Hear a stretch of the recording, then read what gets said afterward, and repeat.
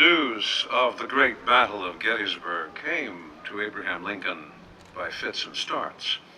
The rail line into Gettysburg from Hanover, Pennsylvania, had been stopped by the Confederate invasion, and dispatches from the Army of the Potomac had to be taken overland to Westminster, Maryland, before a reliable telegraph connection could relay them to Washington. But when it was finally confirmed on the morning of July 4th, 1863, that Robert E. Lee's Army of Northern Virginia had been forced to retreat, the tidings could not have been more welcome. To a crowd of well-wishers who gathered outside the White House, Lincoln exulted that the cohorts of those who opposed the declaration that all men are created equal turned tail and run. There was less reason to exult as the casualty figures were tabulated and reported. Still, even before the end of July 1863, plans were already moving forward for the creation of a majestic national cemetery for over 3,500 of the battle's Union dead. The featured orator at the ceremonies would be the august Edward Everett. But as for the actual dedication sentences, a few appropriate remarks, as David Wills described them in his invitation letter, the organizers turned to Lincoln. What they expected was probably perfunctory, a little boilerplate, a little sanctimony, and over with quickly. But Lincoln gave them something far beyond their expectations. In 272 terse and simple words, Lincoln laid out the past of the American Republic, a new nation conceived in liberty and dedicated to the proposition that all men are created equal. The present, now we are engaged in a great civil war, testing whether that nation or any nation so conceived and so dedicated can long endure. And the future. We here highly resolve that these dead shall not have died in vain, and the government of the people, by the people, for the people, shall not perish from the earth. And it was a sensation almost from the first. Charles Sumner believed that Lincoln could not have been more mistaken when he suggested that the world would little note nor long remember any of what was said. Sumner wrote, "The world noted at once what he said, and will never cease to remember it. The battle itself was less important than the speech." But the very brevity of Lincoln's remarks also left the Gettysburg Address dark with hidden lights. Why the oddly biblical-sounding opening 87 years ago? Why reach back to 1776 and the Declaration of Independence rather than to 1787 and the Constitution? What would have happened if, in the ensuing 2 years of the Civil War, we had failed the testing? The least well-examined words of the address are that expansive triplet: government of the people, by the people, for the people. This is not merely a rhetorical flourish. In that triplet, Lincoln lays out 3 fundamental elements of a democracy. The first is consent, government of the people. Jefferson, in the Declaration of Independence, announced that the consent of the governed was the bedrock principle of all natural societies. And the moment that consent failed or was suppressed, people had the right to replace a government with one to which they really did consent. According to our ancient faith, Lincoln said in 1854, the just powers of governments are derived from the consent of the governed. And that meant plainly that no man is good enough to govern another man without that other's consent. I say this is the leading principle, the sheet anchor of American republicanism. The second distinctive of democracy is the people's voice in the affairs of governing, government by the people. It little matters whether that active voice is the direct participation of individuals, as in ancient Athens, or through their representatives, as in the American Constitution. Lincoln had argued from his earliest moment in politics that government by the people's representatives, through their laws and through elections, and not by mobs with nooses and shotguns, or by dictators with whips and chains, was the only legitimate expression of democracy. Without elections, he said, we cannot have free government, and any cause which forces their postponement or cancellation might fairly claim to have already conquered and ruined us. The third distinctive of democracy is a government that serves the interests of the people, a government for the people. Not the interests of a monarch, not the interest of an aristocracy, not the interest of an elite, but the inarguable and unambiguous people. For that reason, Lincoln said, governments serve to do for people those things which need to be done, but which they cannot, by individual effort, do at all, or do so well for themselves. Government is not charged, he wrote in 1859, with redressing or preventing all the wrongs of the world, but it does have the responsibility to prevent any threat to the union and liberties of the people, and to keep from planting and cultivating too many thorns in the bosom of society. Without these three distinctives, you have no democracy. Lincoln's Gettysburg Address was not an explosion of literary fireworks. That kind of speaking was reserved for Edward Everett's 13,000-word oration, teeming with classical allusions to Thucydides and Pericles, and without a single sentence anyone could remember afterwards. Lincoln's address was a hugely consecrated essay on why the American democracy had been founded, why it was worth sacrificing to preserve, and what we could anticipate if it emerged whole from the conflict. It would be a new birth of freedom that would turn this government back into the channel in which the framers of the Constitution originally placed it. It is this new birth that every generation of Americans since has labored to understand and promote. And representatives of every one of those generations are buried here in silent refutation of the aristocrats and the incapability of the people to govern themselves.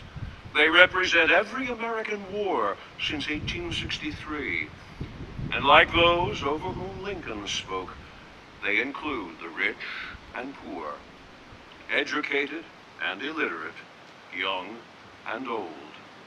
There are Americans here whom Lincoln never lived to meet, but whom he would have instantly recognized as being of the same democratic faith.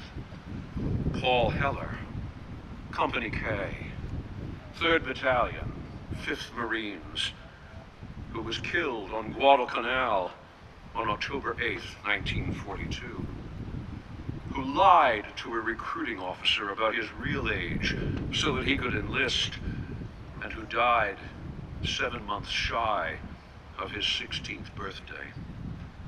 Cyrus Riggs, who enlisted on January 5th, 1943 in Altoona, and who died on a landing craft ramp on Omaha Beach, the 6th of June, 1944. Jacob Hankey, Gettysburg College, class of 1861, who enlisted in the 138th Pennsylvania Volunteers in 1862, and then won a commission on March 7, 1864, as a white officer in the 43rd United States Colored Troops. But we today are not sure, in these troubled and turbulent times, whether we are still equal to saving democracy. whether the forces of foreign authoritarianism or domestic disenchantment have rendered that democracy something, as Lincoln once said in anger, something to be assailed and sneered at and construed and hawked at and torn till if its framers could rise from their graves, they could not recognize it at all. And well, may we wonder. But we cannot merely wonder, as though the demise of democracy, the demise of the consent of the governed, the demise of the voice of the people, the demise of human flourishing is something to which we are only spectators. The fiery trial through which we pass will lay us down in honor or dishonor to the latest generation, Lincoln said in his annual message to Congress in 1862. We, even we here, hold the power and bear the responsibility. As on this spot 159 years ago, Lincoln reminds us that it is we who must dedicate ourselves, we who must highly resolve, we who must decide if a democracy can survive the forces that despise and detest it. We must not shake our heads at the echoes of past eloquence and wonder why we hear so little of it in our own ears. But instead, we must take Lincoln's words and repeat them until they become our words and become the words of our children. Shakespeare said in Henry V of the Battle of Agincourt, "This story shall the good man teach his son, so that the memory of that band of brothers would be heard from this day to the ending of the world." And we must do the same here, on the ground of our American Agincourt, our American Waterloo. Take Lincoln's words, then, so that we will remember to speak them frankly about what we consent to and what we do not. Take them so that we will march, not to hangings and burnings, not to cancellations and silencings, but to public forums and to ballot boxes, those altars of democracy. Take Lincoln's words so that our first concern is not for our own self-interest, but for the good of every poor man we see rummaging in a Gettysburg alley for tin cans to sell, for every poor woman who crouches on a Gettysburg doorstep in fear of domestic abuse, for every Gettysburg child who needs to know that their primary and most precious identity is that of citizen of the American Republic. Armed with that resolve, we will not only have found our way back to Lincoln, back to the Continental Army shivering in the snows at Valley Forge, or overturning an empire at Trenton and Yorktown, back to 1942 and 1944 at Guadalcanal and D-Day, back to the 43rd United States Colored Troops. We will have found our way back to democracy itself, to the dignity of a human form that can stand upright before its creator, with no autocrat or prince casting an intervening shadow, with hands outstretched to nature and to nature's God and to each other. And when we do, the shades of those whom Lincoln honored here will embrace us as the sun shines once again on government of the people, by the people, for the people.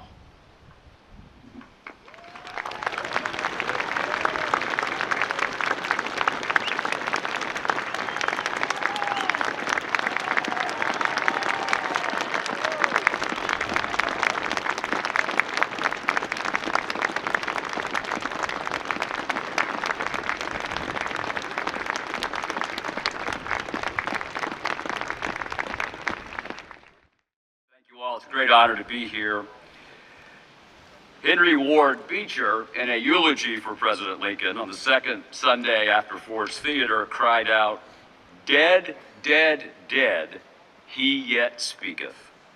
Disenthralled of flesh, he begins his illimitable work." An eternal element of that illimitable work, of course, are the words President Lincoln spoke here in 1863, defining the American nation as one conceived in liberty and dedicated to the proposition that all men are created equal. Abraham Lincoln called on his countrymen, called on us, to so conduct themselves that a government of the people, by the people, for the people, shall not perish from the earth. Lincoln's entwined themes, equality and democracy, in those words and in his deeds, he chose liberty over captivity, progress over stasis, right over wrong. Driven by the convictions that the Union was sacred and that slavery was wrong, Lincoln was instrumental in saving one and destroying the other. And I would argue that a key to his significance lies in his moral commitment to a larger good, an example of how the conscience of leaders and of the led can be decisive in the life of the nation.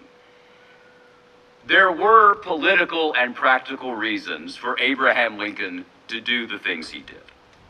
But there were also political and practical reasons for Abraham Lincoln to do the opposite of what he did.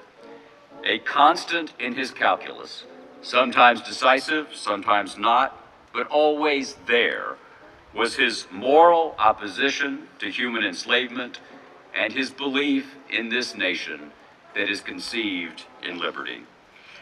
This is not to celebrate him for moral perfection, for he was morally imperfect, but it is to illustrate that progress comes when Americans recognize the moral truth that all, not just some, but all, possess common rights and are due common respect. In a democracy, the pursuit of power for power's sake, devoid of devotion to equal justice and to fair play, is tempting, but it is destructive.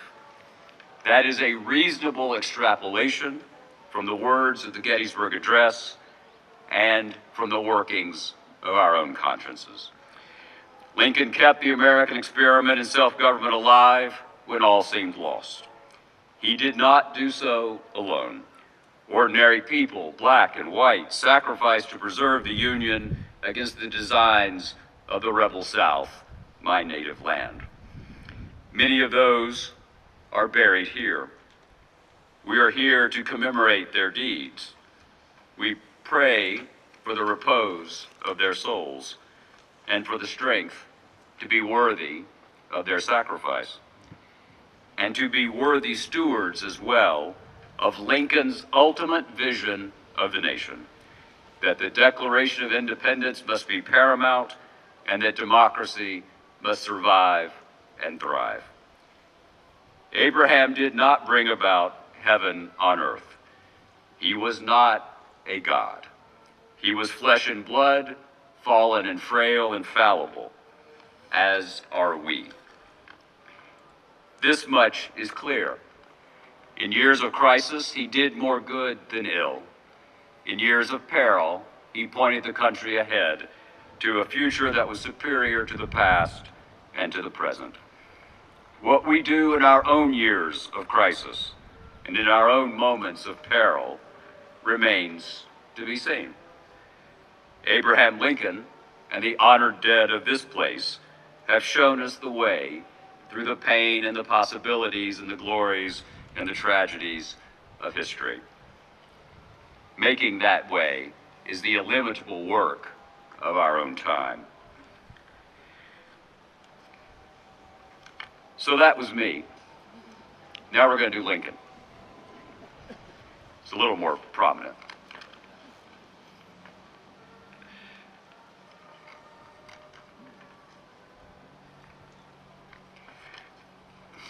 The Gettysburg Address of Abraham Lincoln, a speech on the occasion of the dedication of the National Cemetery in Gettysburg, Pennsylvania, November 19th, 1863.